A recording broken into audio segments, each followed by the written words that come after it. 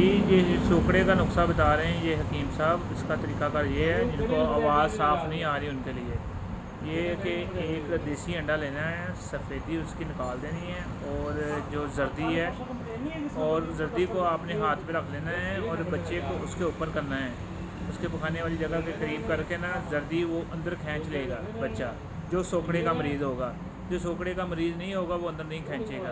इसी तरह रोज़ाना एक जर्दी जो हाथ पे रख के उसको बच्चे को ऊपर बिठा के वो जितनी देर तक खींचता रहेगा उतनी देर तक उसको मर्ज़ रहेगा। जब वो खींचना बंद कर दे तो समझ लो कि उसका मर्ज़ ख़त्म हो गया। ये बहुत आसान तरीका है, ये पहले भी बहुत सारे हुक्मात ने बताया है। ये करें, जो सोकड़े का मरीज़ होगा वो अगर उसका मर्ज़ अंदर होगा तो वो जल्दी अंदर चला जाएगी, अगर नहीं होगी तो अंदर नहीं जाएगी। ये हकीम साहब बता रहे हैं। अभी शाह साहब ने एक सोकड़े का नुस्खा बयान किया, तो मैंने चाहा कि थोड़ा सा हिस्सा हमारा भी उसमें ऐड हो जाए। सोकड़ा, परछाई वगैरह ये आम तौर पे बच्चों को ये नकाइस पैदा हो जाते हैं, इनकी तशखीस भी इसी नुस्खे से हो जाएगी।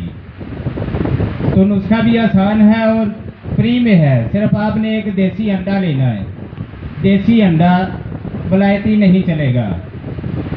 वलायती से आराम तो आ जाएगा लेकिन ज़्यादा देर तक करना पड़ेगा। तो आपने देसी एक अंडा लेना है और उसकी सिर्फ जर्दी आपको चाहिए। अंडे की जर्दी ले लें और उसे हाथ पर रख लें। इस तरह से हाथ के ऊपर उस जर्दी को रख लें। बच्चा क्योंकि छोटा होता है, जिसको सोकड़ा या इस तरह के अमराज होते हैं, तो उस हाथ के ऊपर उस बच्चे को बिठा दें। आप देखेंगे अगर उसे सोकड़ा होगा तो वो अंडा उसके अंदर चला जाएगा। वो जो जर्दी है वो जर्दी उस बच्चे के अंदर चली जाएगी। और आप इस तरह से हर रोज इसी तरह से एक अंडे की जर्दी उस बच्चे को इसी तरह से देंगे। जिस दिन वो अंडे की जर्दी उस बच्चे के अंदर दाखिल होना बंद हो जाए, आप समझ लें कि वो बच्चा ठीक हो गया है। 2 दिन, 4 दिन, 6 दिन, 1 हफ्ता लगेगा, वो बच्चा भी तंदुरुस्त हो जाएगा, ठीक हो जाएगा। और उसकी इसी नुस्खे से तशखीस भी हो जाएगी कि वाकई उसको सोकड़ा है या नहीं है।